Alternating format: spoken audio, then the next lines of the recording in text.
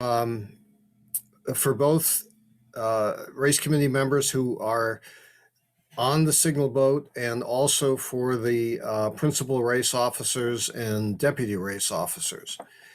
There's a lot of material to cover, and some of the previous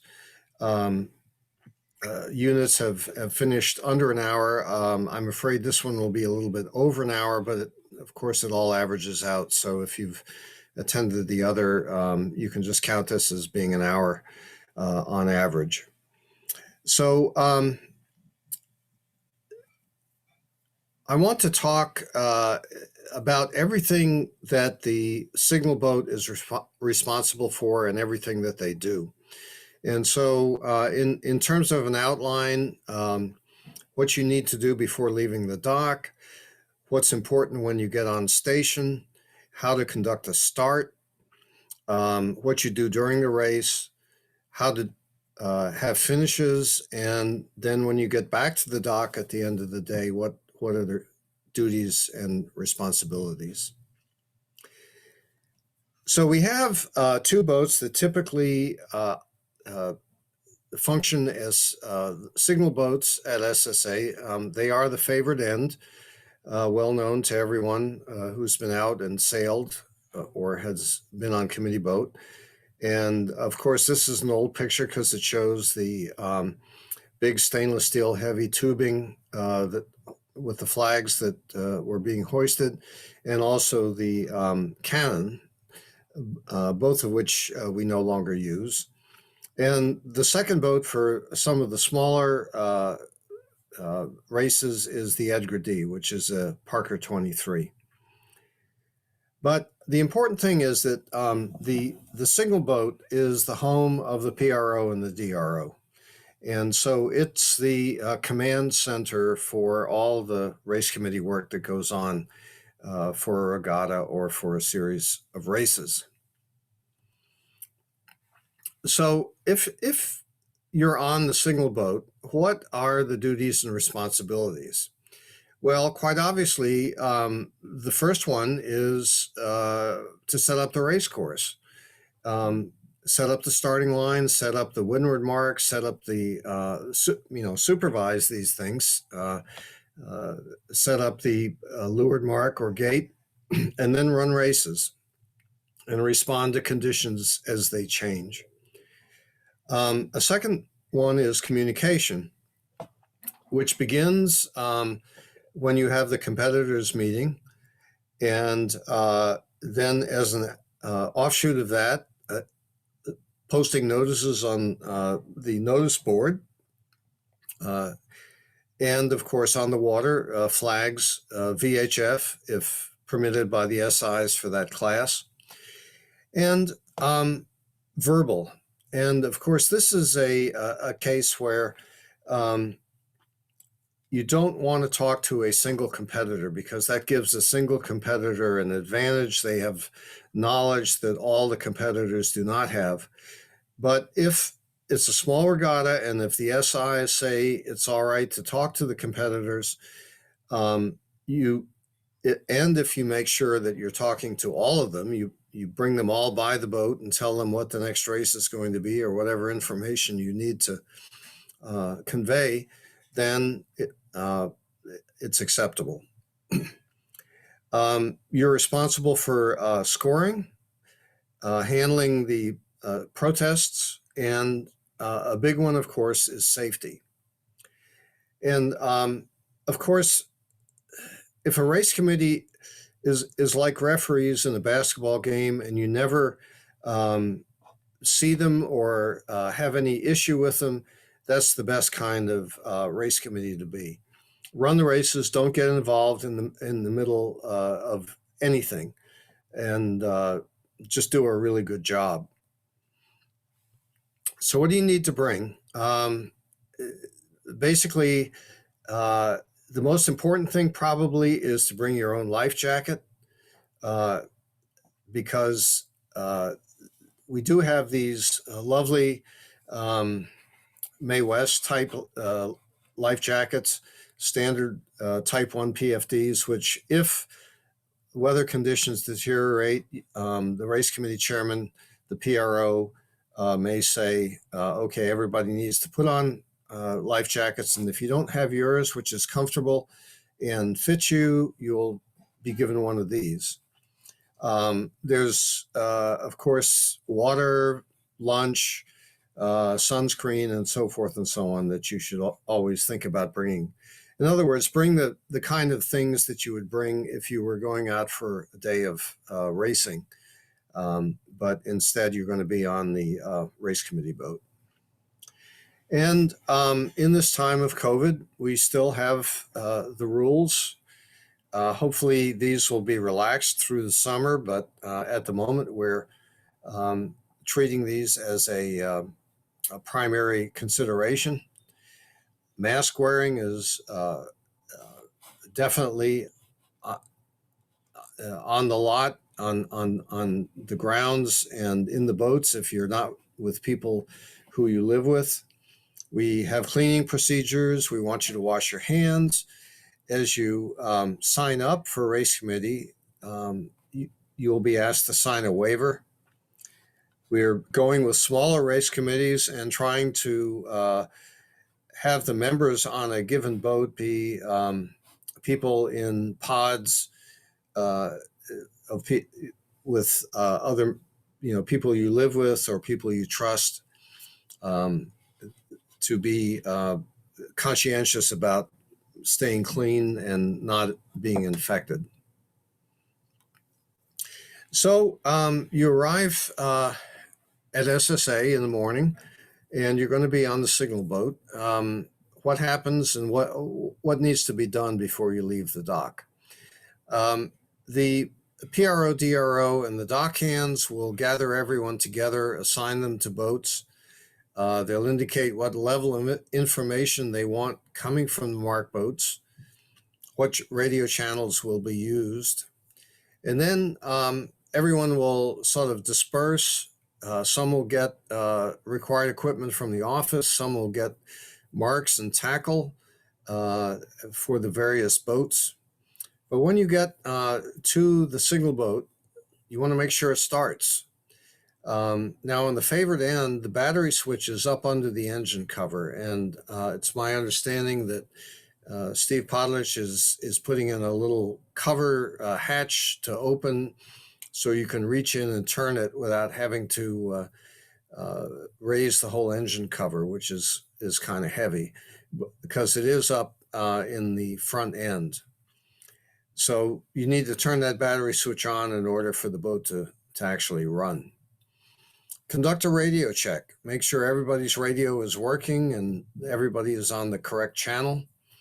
And then at usually 9:30 for an 11 o'clock start, you'll conduct a competitors meeting. And a couple of important things are that you need to designate a place where a race committee member will be in the hour after you dock at the end of the day in order to receive any protest forms, so that a person who, skipper or crew who is submitting a protest knows where to go to turn that in. If it's just sort of nebulous and they have to run around the lot trying to find you or the DRO, that's not a good situation. So anything that comes up during the competitors meeting, any changes or information, you need to post on the notice board. Go to the boat, fire the hour gun.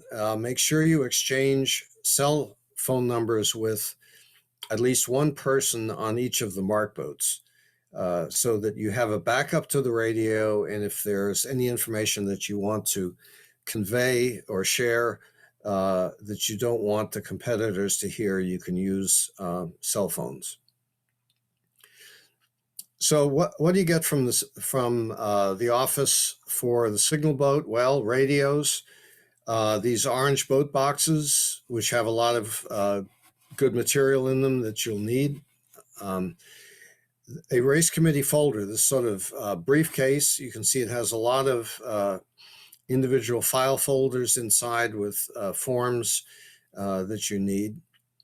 If The scoring is going to be on the water. You need the laptop, and of course, you need the iStart in order to get the starts and run the races. We want everyone to bring their own radio if possible. Your radio will be more reliable than the club's. The mean lifetime of the radios of the club is less than a year, and they have a tendency to stop working during races. That's part of the feature that have been able to negotiate with West Marine. So please bring your own. It'll work better, and it'll be much more reliable. Another item of equipment that needs to go out is the AED. And I emphasize that it's an automated external defibrillator. You don't have to be certified. When you open it up and turn it on, it'll tell you exactly what to do. A good resource is shown here, this YouTube video on how to use an AED. I know you're not writing this down, but of course this presentation will be available through the SSA website in April. And so it would be a good idea if you are going to go out and be on the signal boat or be on any boat to have a quick look at this YouTube video just to familiarize yourself with AEDs.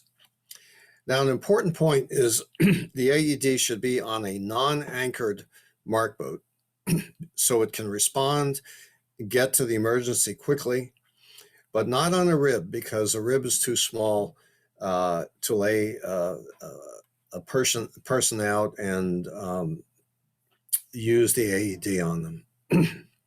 And of course, never on an anchored mark boat because of the time it would take to hoist the anchor and get going. So you've left the dock, you've gone out to the sailing area, and here's some of the things you need to think about. Number one, look for a starting area.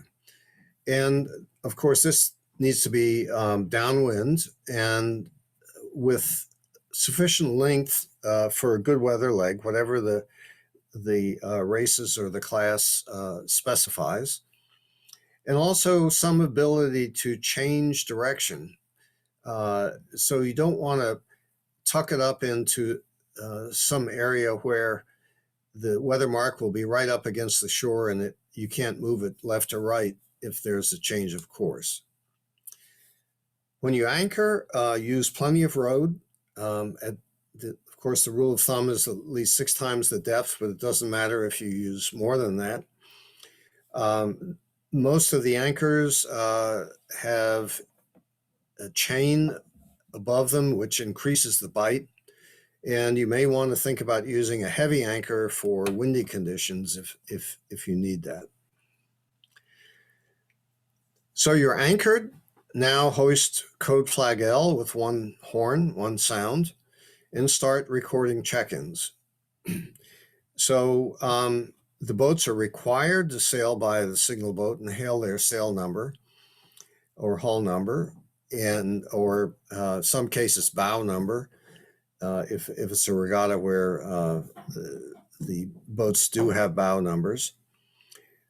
Whoever is recording these check-ins, and a lot of times this is a person who's doing recording who has not been on a signal boat very much, and they may be a little shy about yelling out numbers. So you want to coach them that they need to loudly acknowledge each boat so that each boat knows that they were checked in. Don't check in boats unless they come by and hail their number. This is an important safety issue.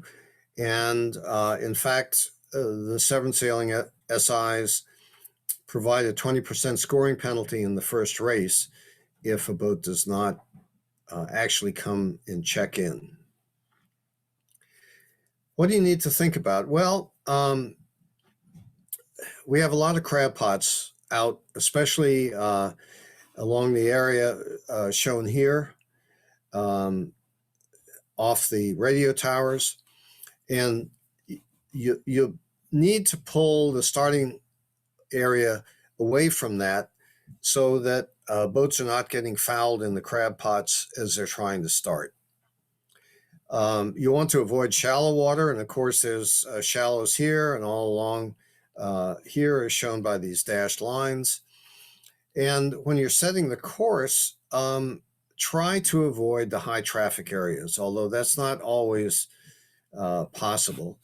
One of the big ones, of course, is I-95 going up to Baltimore, and that runs right through our race course, so there's not much way to avoid that. But you can avoid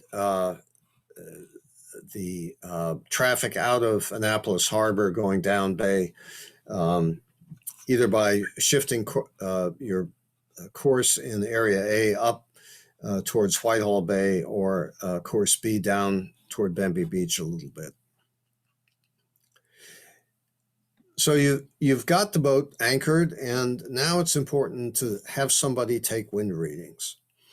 Of course, the way you do it is with one of the hockey puck compasses that is in the orange box, together with one of these plastic or wood sticks with yarn attached.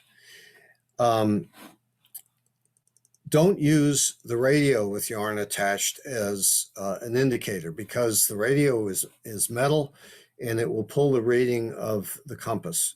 And that's a mistake that I made one time. I was getting really screwy readings, and then I realized that it was the radio that was doing it. So hold out the yarn, the wind stick at full length of your arm. Hold up the compass to your eye, move them together until the yarn streams directly back, and read the bearing. Record the wind direction and the time of your reading on this wind log, and these forms are in the briefcase that you've brought out from upstairs in the office. And take periodic readings, and it also helps to plot out the actual wind direction, as you can see here, because that gives you a really good visual idea of what the wind is doing and what you may want to do in terms of setting the starting line and the weather mark. If it's just oscillating, you should take an average and use that as the course of the weather mark and the bearing for the starting line. If you're pretty sure it's going to shift in one direction, then you can bias the weather mark a little bit towards that direction. Here's the correct procedure for taking a wind reading, and this would be much more effective if there was actually any wind to take a reading. You have to be aware of obstructions, and this is particular on favored end, because of course you have that large cabin, and if you're trying to take wind readings from the aft part of the boat, the cabin will block the wind and you won't get a good reading. So the person who's taking the wind readings really needs to be up on in the bow area. And in bad weather, of course, you need to wear a PFD if you're getting on the front deck, because it's a rocking and rolling situation. Obviously, this area is okay if the boat is being affected by the current and is not hanging directly into the wind. So you need to set the windward mark, and there are several ways of doing that. The Windward Mark boat can come by and take a ping on the GPS if they have one and they know how to use it, and then proceed out on a bearing that you have indicated that you want the weather mark to be. So in any event, they're going to proceed upwind to a position specified by the PRO. As I've said, you take an average of the wind readings for the direction, and if you just arrived on station, you probably don't want them to put the weather mark in until everything settles down and you're sure what a good wind reading and wind direction is. So there various classes will say, for example, we want a weather leg of 1.5 miles. We want a 1 mile leg. Or, you think that something on the order of 3/4 of a mile might be appropriate for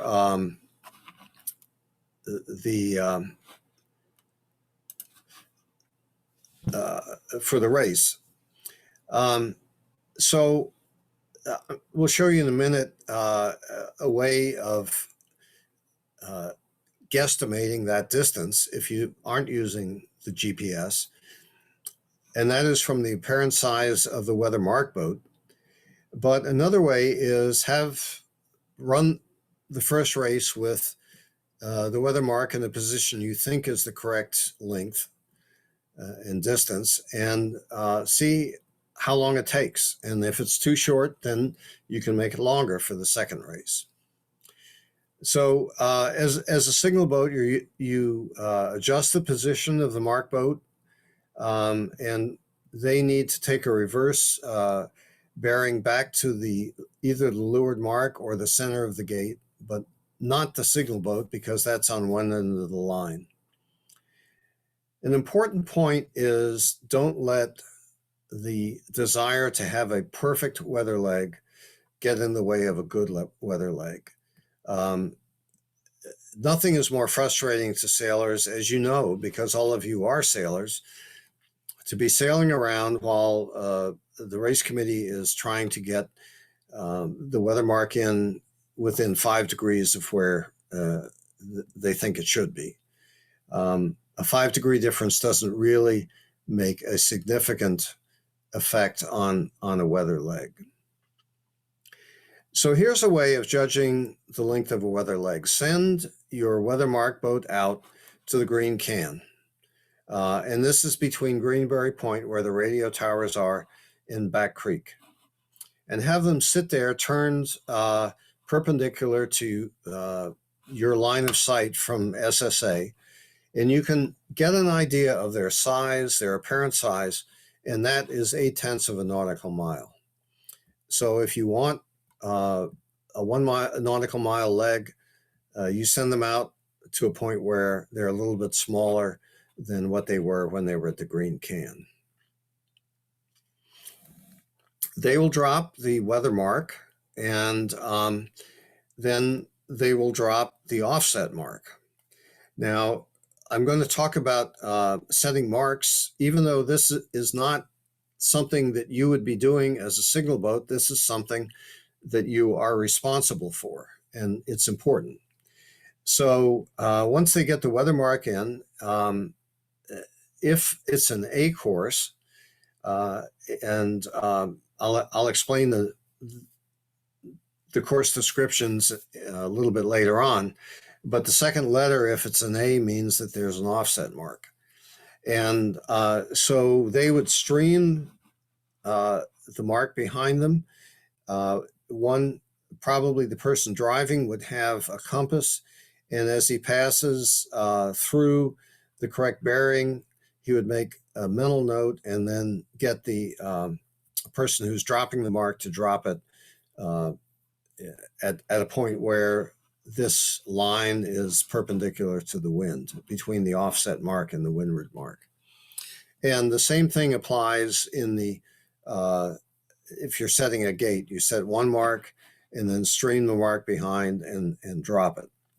Now, we need 6 or 7 boat lengths between these marks. And the reason is that both of these are marks of the course, and they have a Rules 18 zone around them, and you don't want these two zones to overlap. So you'll see the 6 to 7 boat lengths of the largest class appearing in the next few slides.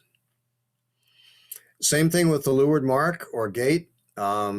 Leeward Mark boat takes the mark up about 75 to 150 feet above the starting line, check with a PRO, and drop it. If it's a single Leeward Mark, it's centered on the starting line. If it's a gate, try to center the gate on the starting line. And if it's a gate, you have to fly flag G on the signal boat. As you're setting the gate, use the compass to set the second mark so that it is perpendicular to the wind. And of course, this is pretty critical because we've all seen cases where the gate is not perpendicular to the wind, and then everybody tries to go to one mark that's more upwind than the other.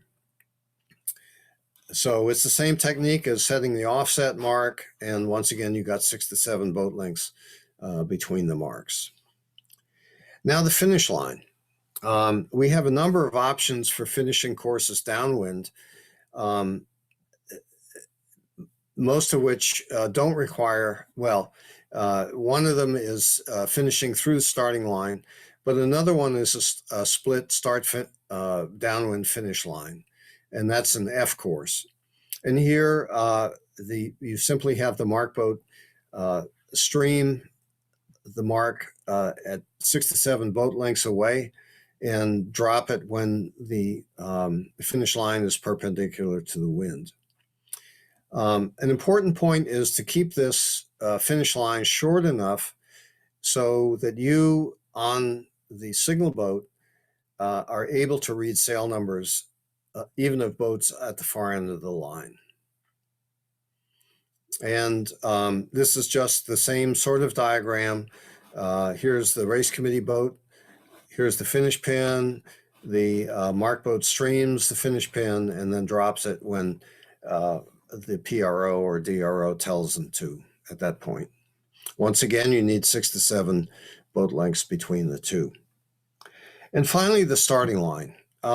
This is going to be probably the most important line that you set. And the starting line is going to be between the core side of the pole with the orange flag and the core side of the starting pin. And that's typically our yellow mark at SSA or the orange flag on a pin boat. How long to make it? Well, it needs to be equal or greater than the number of boats times the length of the competing boats.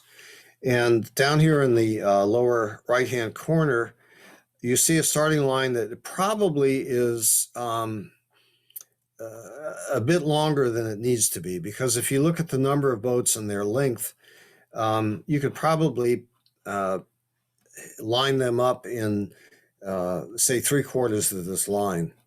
So I would, in this particular case, I would have probably brought the pin in a quarter of the distance between the two pin boats. So once again, it's the same streaming technique, but it's important to send the mark boat out to the correct length and then have them be below the starting line, turn and head up to wind, up into the wind, while someone on the signal boat, PRO, DRO, or some designated person, sights the desired bearing with a compass. When the mark boat crosses that bearing, you can give them a warning and say, okay, the boat just crossed the starting line. Prepare to drop. And then just a few seconds later, the mark will be at the correct position and you command them to drop when that mark is at the bearing that you want. Same technique as before, but there are no Rule 18 zones around the signal or pin. So your length of line is guided by the 1 boat length per boat of the largest class racing, rather than 6 to 7 boat lengths to avoid these two zones overlapping. The starting line bearing is the wind direction minus 90 degrees. So that speaks to having accurate wind readings and being able to take an average. And you should always avoid a significant bias. I think we've all been in situations where there's a starboard bias, at least when we're sailing. From a committee boat perspective, the problem is that everyone jams up here at the committee boat. And if one boat goes OCS, they can block the view of all the other boats on the starting line, and then you can't read any numbers at all.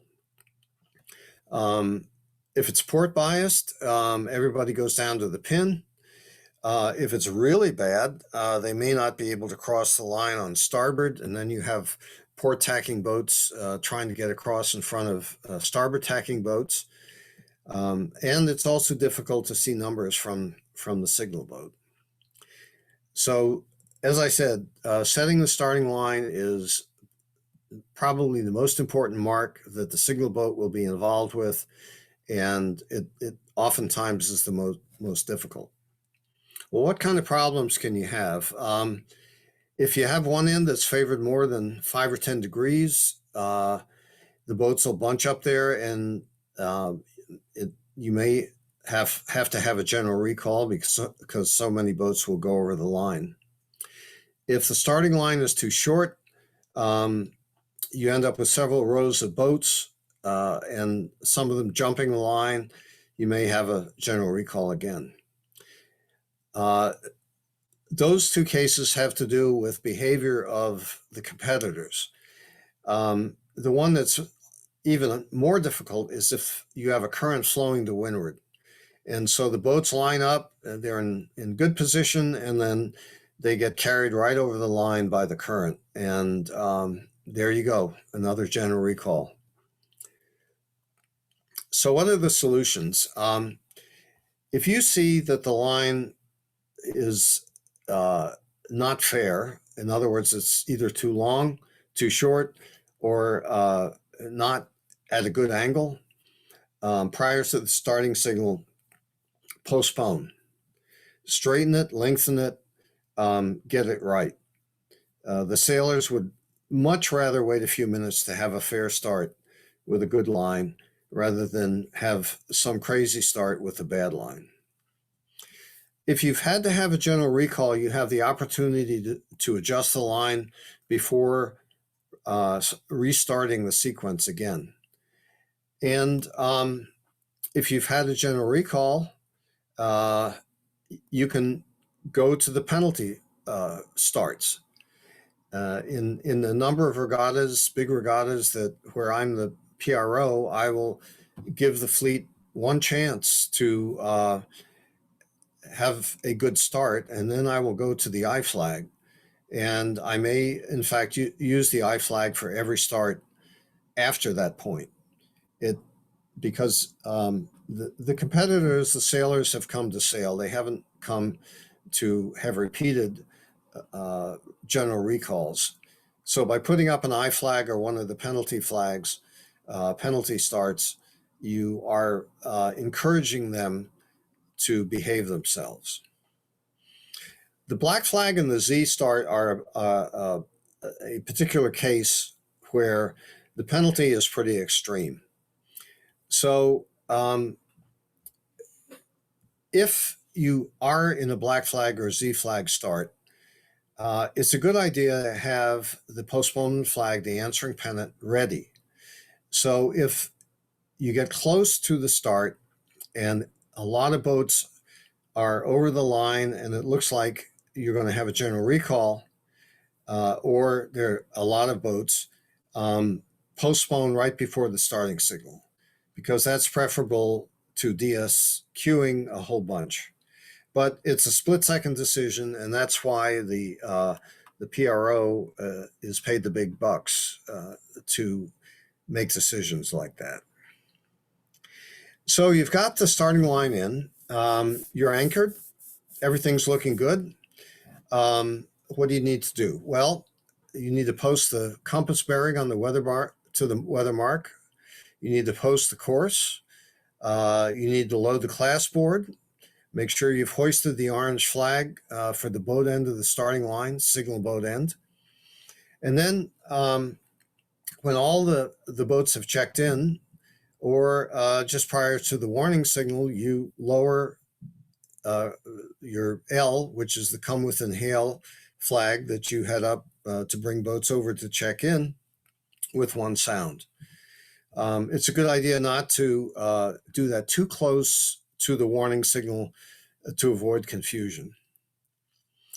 If, however, things are still unsettled, you're still trying to get the starting pin in the correct place, you haven't got the weather mark in, postpone. Usually you'll only have to postpone for a few minutes, and that gives you the opportunity to get everything settled and quieted down before you go into sequence. So the postponement flag is the answering pennant, and it's hoisted with two sounds. After you think everything is all set to start your sequence with a preparatory signal, look up, take your hat off, and look and make sure that the flags, the class placards, the course board, and the compass board are all correct. A lot of times I've seen people leave flags up from before the start that are just plain confusing. So just take that moment to look up and check everything. We have race committee documentation forms that I use, one form for every race, for every class. And these forms basically do a couple of things. The first thing is that they are a reminder to me as PRO or to the people on board the signal boat of what needs to be done. In other words, if you look down here, you'll see posting the course, posting the compass bearing. What is the distance to the weather mark? What time was the prep signal? What time was the start? What are the OCS boats? So it reminds me and other people on the boat that we need to post these things and write down the time. And then it's a documentation of what goes on during the race. So what boats were OCS? What boats cleared? How many starters did we have? What time did the first boat get to the first mark and the second mark, and so forth and so on? What time did the first boat finish? What time did the last boat finish? How many finishes were there? Any withdrawals? Any protest indicated as people finished? And any other remarks. This is especially useful if there is a request for redress from one of the boats, because you have written down, presumably, everything that went on the signal boat during that race, before and during that race. And if you have to go into a hearing, this can obviously establishes your credibility, and you've documented exactly what went on. So the compass board is this multi-segmented board that you open segments for the bearing. You can screw this up real easily. So make sure somebody else has a look at it.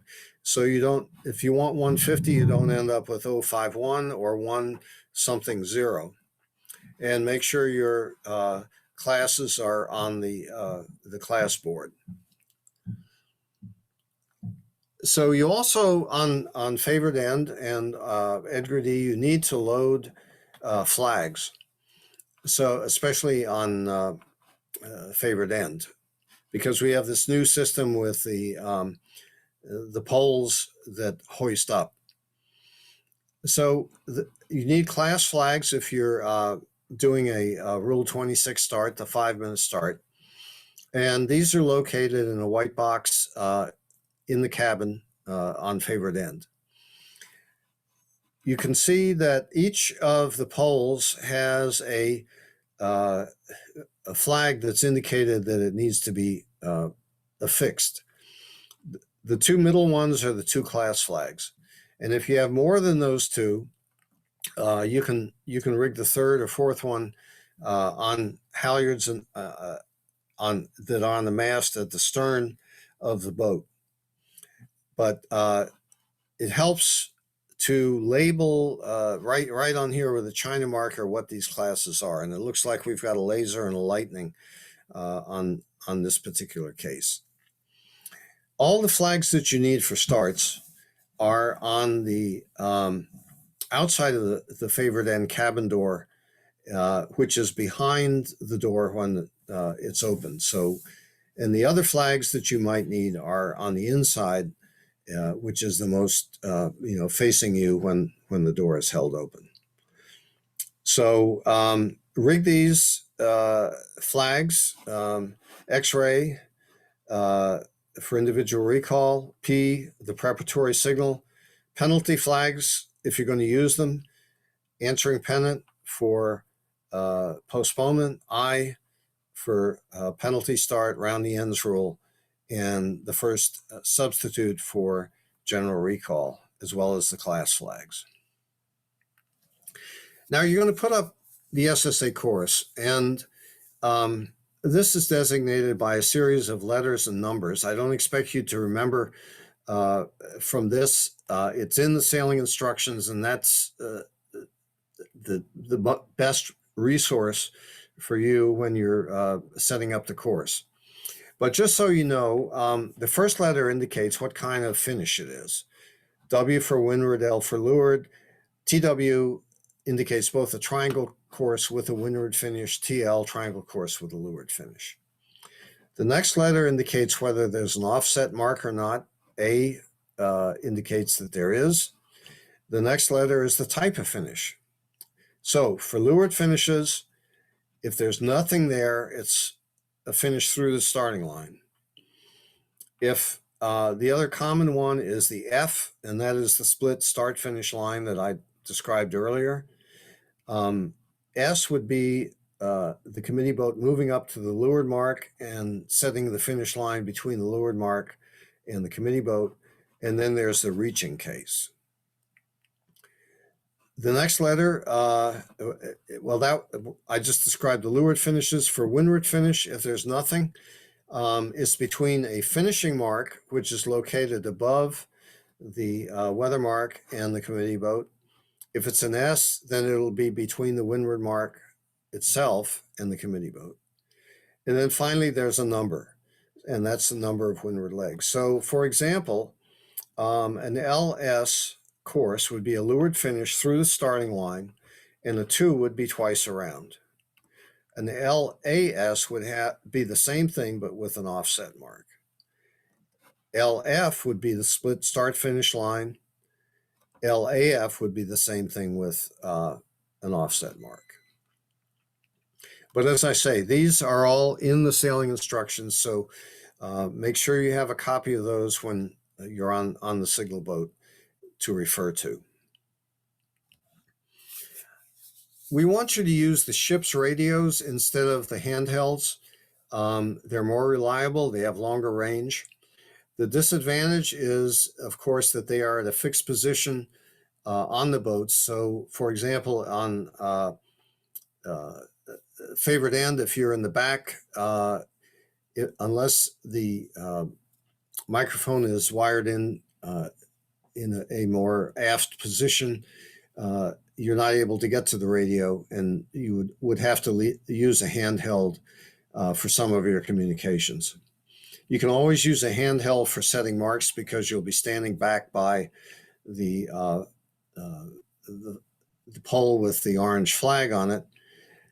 It's important to tell your people to face into the wind and hold a handheld radio with its back towards the wind so that the wind does not go across the microphone and make a lot of noise. Both of our signal boats, Favored End and Edgar D, have 2 ship's radios, and one radio needs to be on channel 16. to monitor for any safety emergencies or anything like that. We use 6.5A for the race committee work, and some fleets want to use VHFs for OCS boats or communications from the race committee to the competitors. And 6.9 is the choice for that. 6.8 is the water taxi channel, and it's pretty busy. And you don't want to use that because you'll be interfering with them. And finally, use the cell phone if there are some communications that you don't want competitors to hear, because they can tune their radio to 69 just as easily as you can. We use the iStart, formerly known as the Ollie, for starting the races. It's automatic. It's a little tricky to install, but you basically have a ring attached to the roof, and you stick one end of the this bar that's on the top of the iStart into that. There's a hook at the other end, and you hook the bar over that, and then secure everything with a shock cord. The horn itself then attaches to the cockpit roof, and it has Velcro. And that just shows you the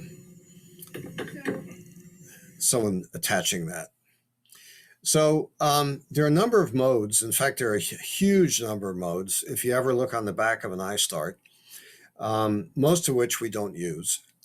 But for the 5-minute sequence, the Rule 26, there are two modes that we typically use. One is mode 52, which gives a series of horns at 60 seconds before the warning sound, or mode 50, which has no alert.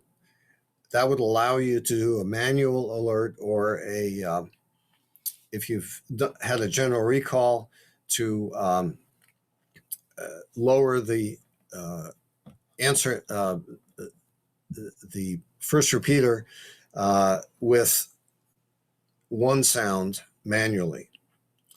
So that you would lower that and then time yourself 60 seconds, and then mode 50 would give you an immediate start of the sequence. Appendix U, which is the 3-minute sound sequence, has two modes, one with a 60-second alert, and mode 30 has no alert. For TSOD, COSOD, and Frostbite, mode 22, and this is on the side of the iStart, that gives you a 2-minute sequence with a 15-second alert. Mode 32 for Thursday night gives you a 3-minute sequence with 15 seconds of alert. So when you're going to do Rule 26 start, once again, look up, make sure all signal flags are down except for the orange flag and the AP, if you've used that for postponement. 60 seconds before the warning signal,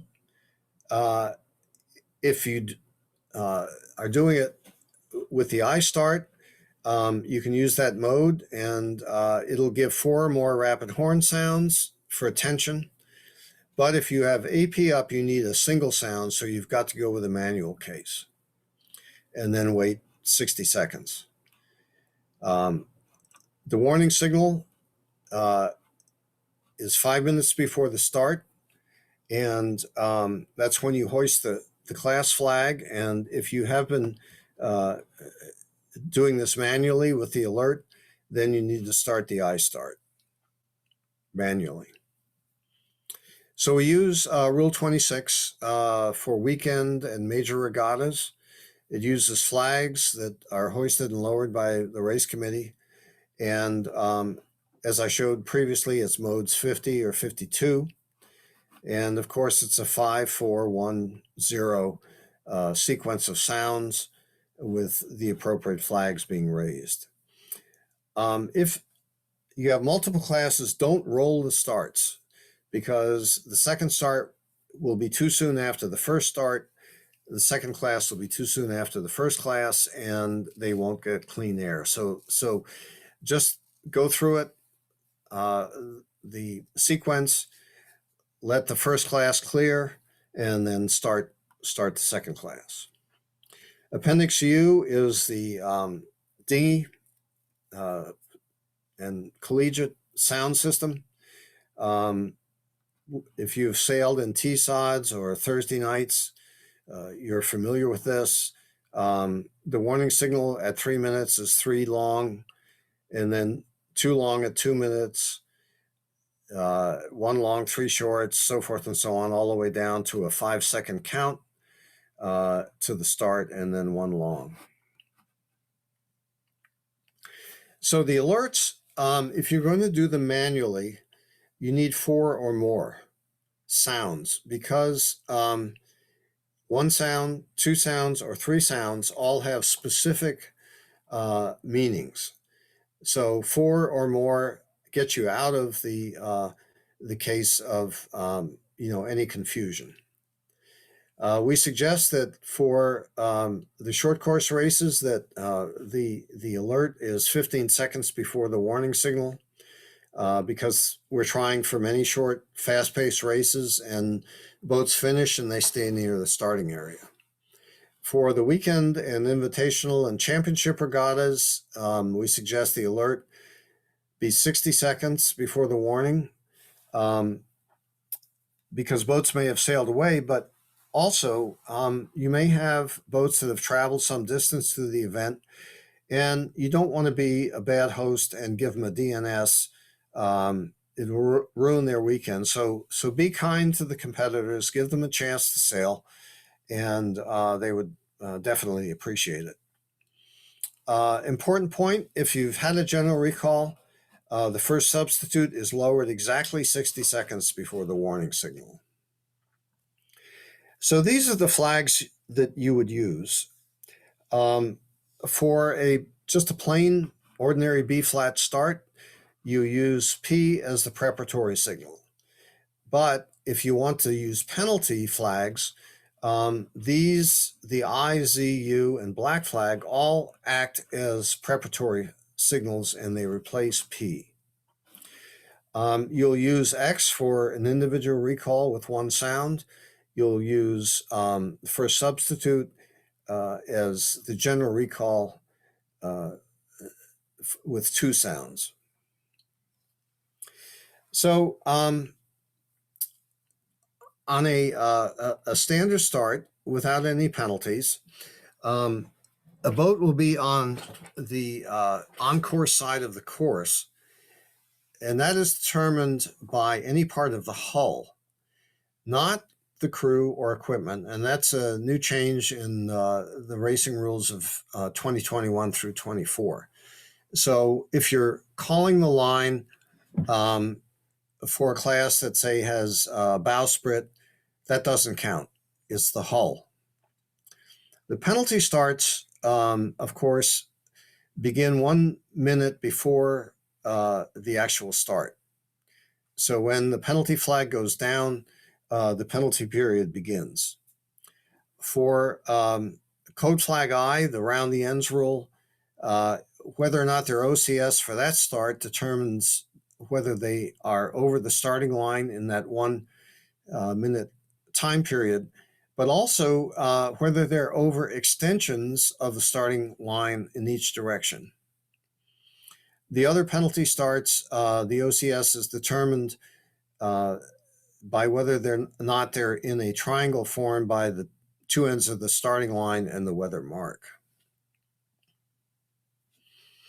When you have the start, you need to have obviously a person or 2 sighting the line between the course side of the pole with the orange flag on the signal boat and the course side of the pin or orange flag on the pin boat. You need a recorder to write down OCS boats, and you also need to use the voice recorder, especially if you have a lot of boats that are over the line. It's important as the start is getting near that you, especially if you have the voice recorder running, that you maintain a dialogue. You can say, Boat number 2 is heading up. It looks like they may cross the starting line early. Oh no, they just turned away. They're clear. Boat number 3 looks like they're a potential OCS, but they're clear. Boat number 5 has crossed the line and they're not coming back, so they are definitely OCS.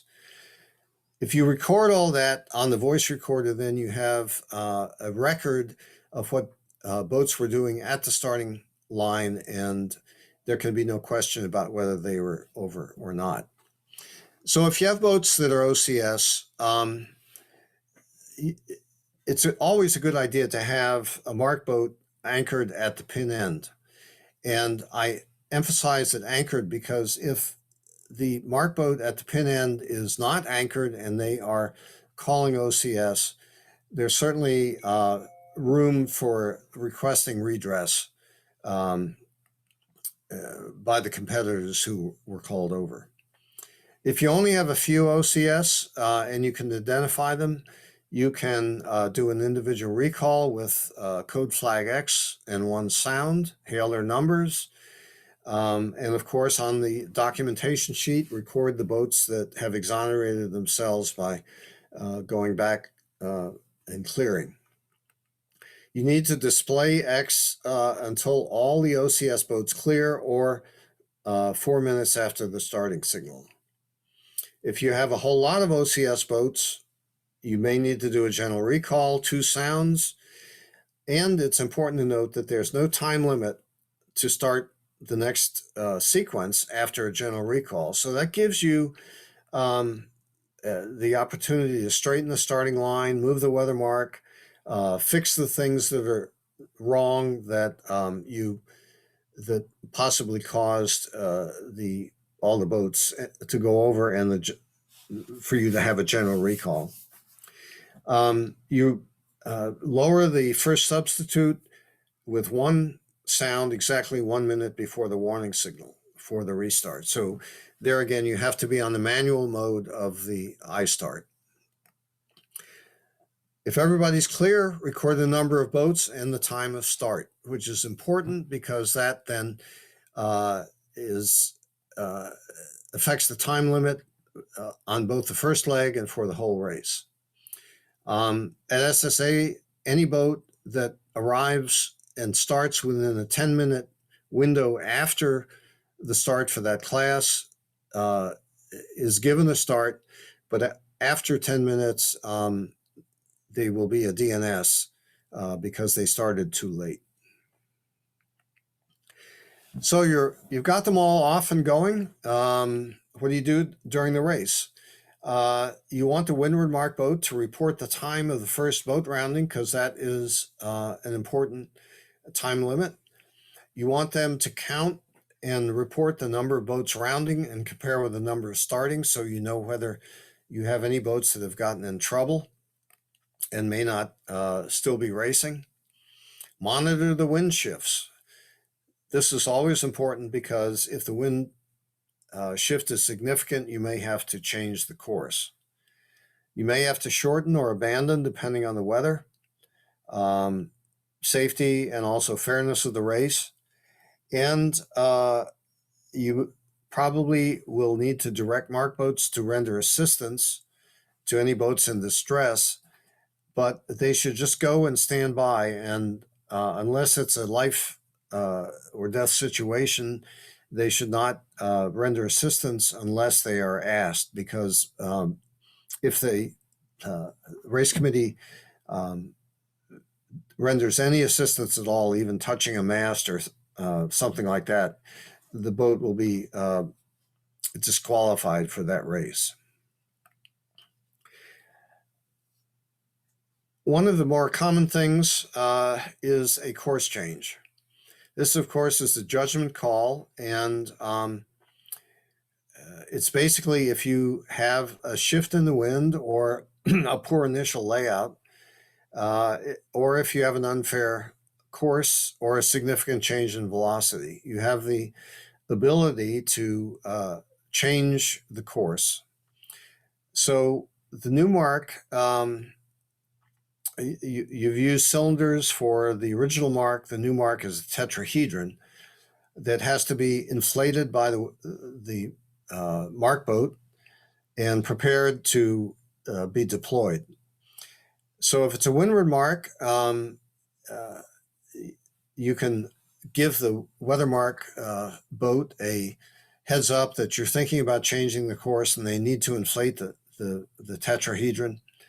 And also they need to be ready with the new offset if it's an A course.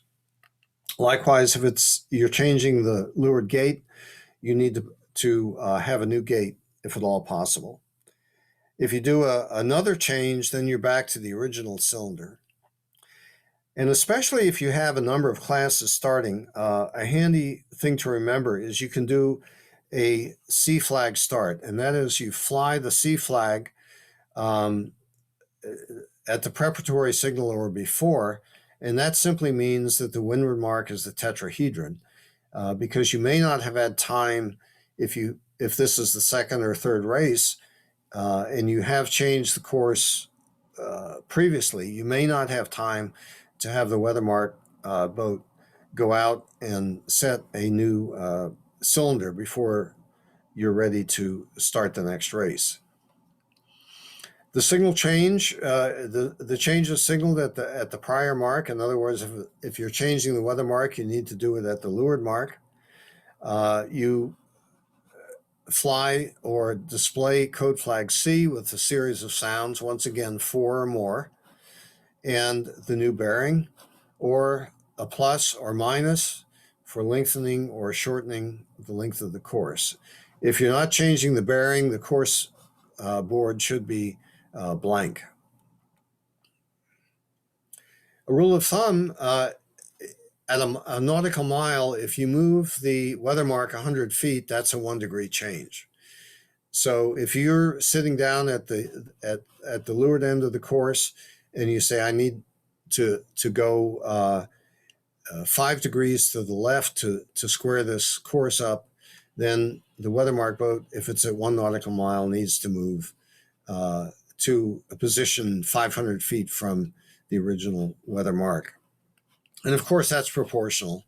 Twice the distance gives you twice the angle, and at half a nautical mile, you get twice the angle for the same distance.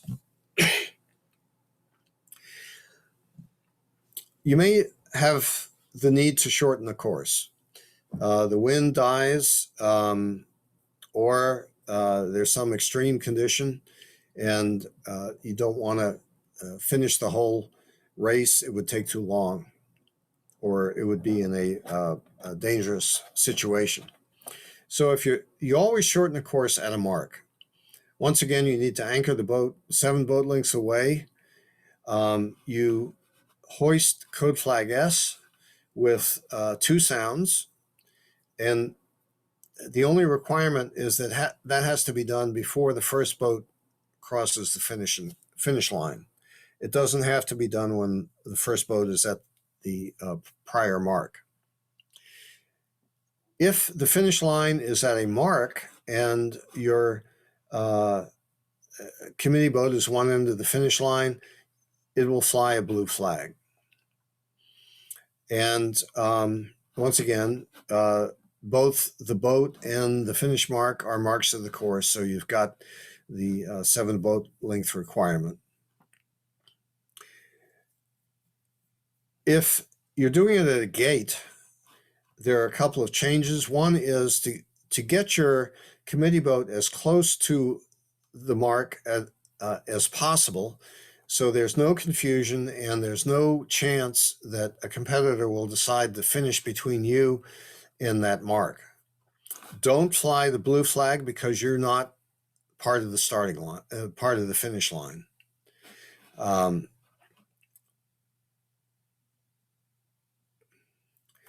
Abandonment. Well, things have really deteriorated. Either the wind has picked up so much that a lot of boats are capsizing, or it's died and nobody can go anywhere.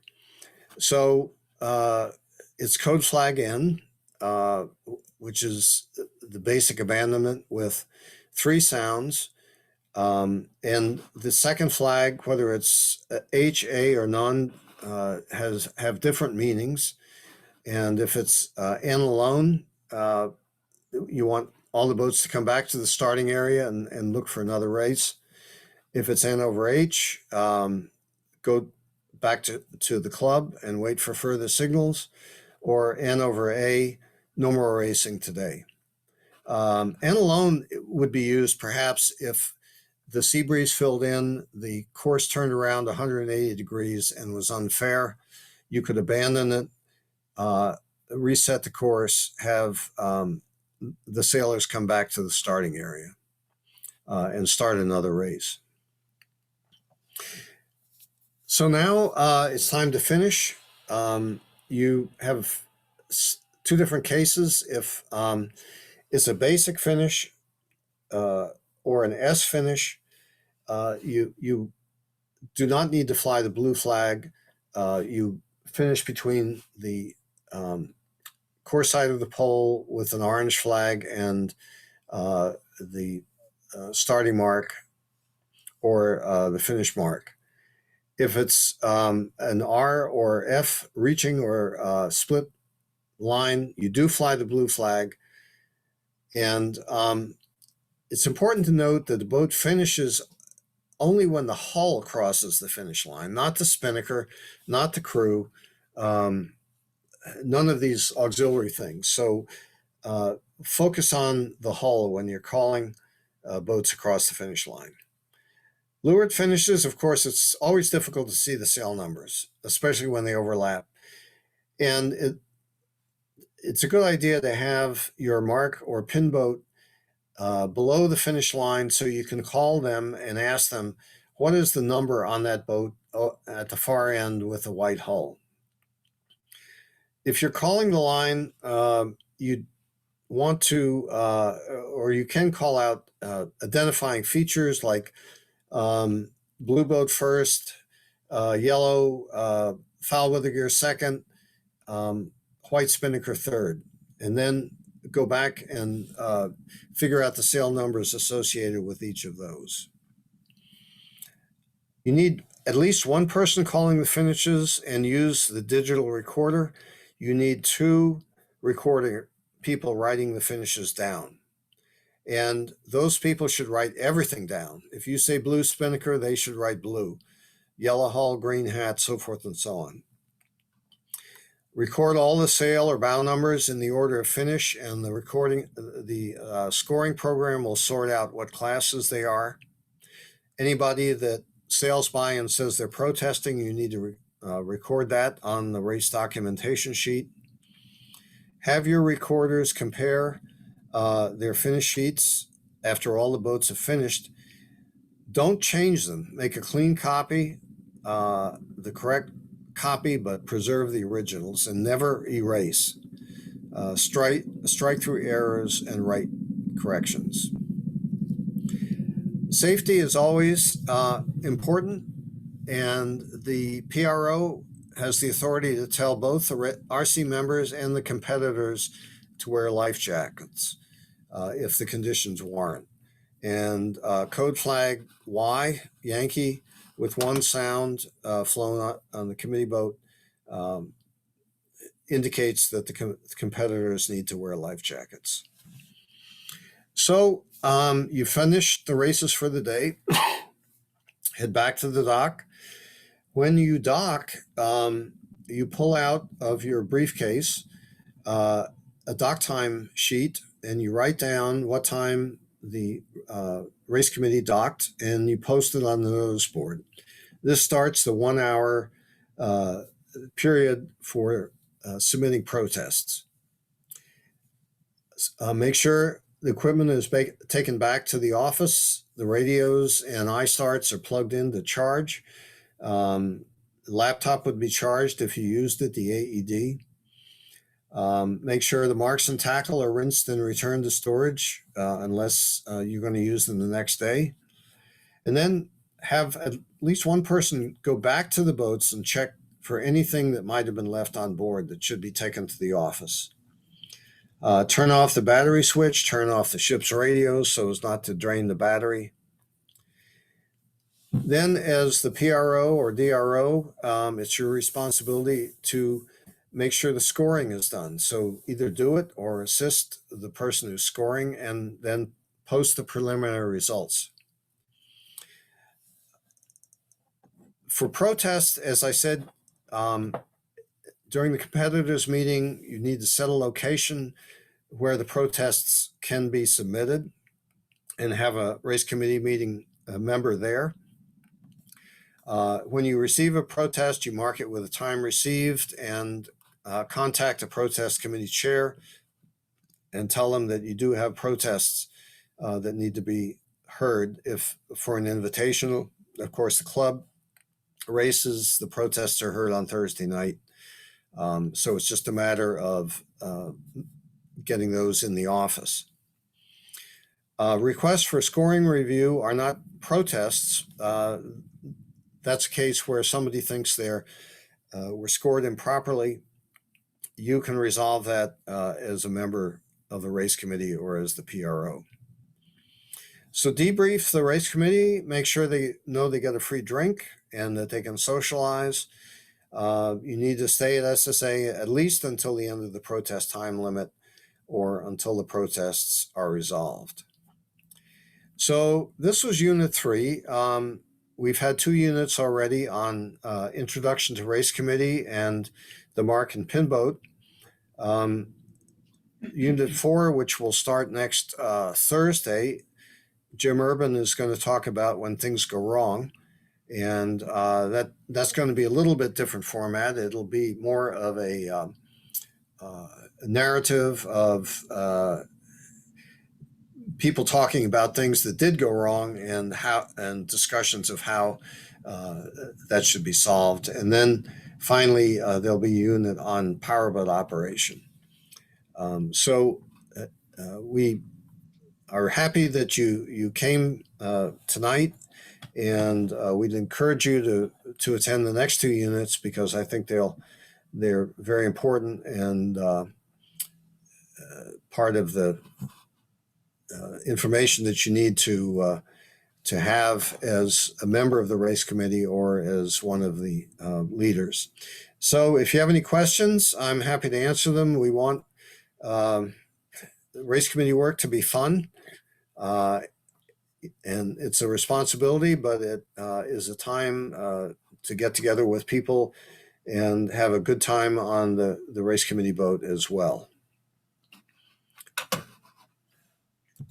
Joe, we didn't have any real questions through the chat box. I've got a couple of thoughts, but let's see if the group has any specific questions. So don't be shy. You have to unmute yourself to talk, but does anyone have any questions?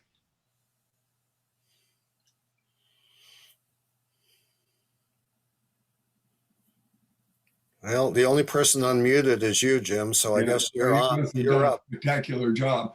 The question I have is, I'm on the favorite end, and I'm running a course which has got like 4 or 5 letters and numbers in it. Where do I post that? Okay, that's a good question. There is a course board on the starboard side of favorite end, and there are placards with all the letters and numbers that you need in the cabin. So you know, let's say you're doing an LAR2. You can find the L, the A, the R, and the 2 and put those in. And once again, make sure you have somebody look at that so you didn't actually put 2A, W, whatever, you know, and get it backwards. But all of those are on board. Okay. Second question is, boat number 6 was OCS. He didn't come back. He comes around, he finishes. Do I finish that boat because he was OCS? No. Yes. Yes. Yes. Okay. Because if he goes to redress and wins, you got to put him back in there. Well, okay. So would you call him as finished? Or would you just write down his number? I would call him as finished. I would give, if you're gonna give beeps, you give every boat a beep. If you're not gonna give beeps, you don't give any boats a beep. Okay. But in any case, you write down his number, so you know where he finished in the order. Right. Okay, to those of you who may not be monitoring the chat bar, Barbara put in a number of very good thoughts in the chat comments. One of the things you mentioned, Joe, was you should bring your own radio. And while it would be great if every person on the race committee had their own radio, it's really critical for the DRO, the PRO, and any boat driver to bring an extra radio along with them. And there'll be plenty of techie people who love to bring all their gadgets, and having extra radios on board never hurts. But it's not necessary that everybody on the race committee bring their own radio. Those were the things that I observed as we were talking. Any last questions? So we really encourage the deputy race officers and PROs and boat drivers to attend the next series on When Things Go Wrong. This is where we're going to review the SSA safety plan, so that you know exactly what to do in different kind of circumstances. And while the first 3 segments are very important to keeping our racing program going, the safety section is really critical. When you need it, you're not going to be able to look anything up. You're just going to have to react. So we're hoping to have good presentations and good discussions amongst the experienced people in our club as to how we handle different safety situations that have come up over the last 10 years. Bill, you waved your hand. Yeah. I have one question is, when almost every time I go out on race committee, I have difficulty with the GPSs, not because they're not working, it's just because I'm not familiar with them. And so is there a resource where we could at least read the manual or know a little bit ahead of the game, that we could go find that information? I think Barbara has the answer to that. Yes, we're writing up a little cheat sheet for them. Yeah, or at least even publish what model number they are or whatever for each boat ahead of time, so someone could just all 3 will be the same for the 3 boats, and the favorite end has an AIS, so that's very easy to find on a GPS, and the Edgar D will have an AIS starting at the season, and which makes the cheat sheet a whole lot shorter than putting in the rest of the DSC things. But yes, as soon as we get that all finally completed, we will have all that information. Oh, great. Yeah, Wonderful. Good question. Yeah, I serve on a lot of AYC race committees in addition to SSA, and they use GPSs for everything. And I own my own GPS, which I bring, and it just takes time. The only way I could finally figure it out was because you can't even test it in your house because your handhelds don't work in the house. I just went out and started walking around the neighborhood and plugging in my where am I, and then walk up to the curve, to the corner, and where am I, and just doing it is the only way. And before any AYC regatta, I'm going to be walking around the neighborhood with my GPS to refresh my memory. Definitely, it's an acquired taste, as it were. Yeah. But the people that do use it can just like get on any GPS and get it all done, and the rest of us go and we freeze. So I'm trying to get Rob to make this little cheat sheet very basic for people like me who will only use it on SSA race course. Yeah, and I'm one of those guys. I go, well, you want me to do what? It's blue smoke and mirrors to me. Yeah.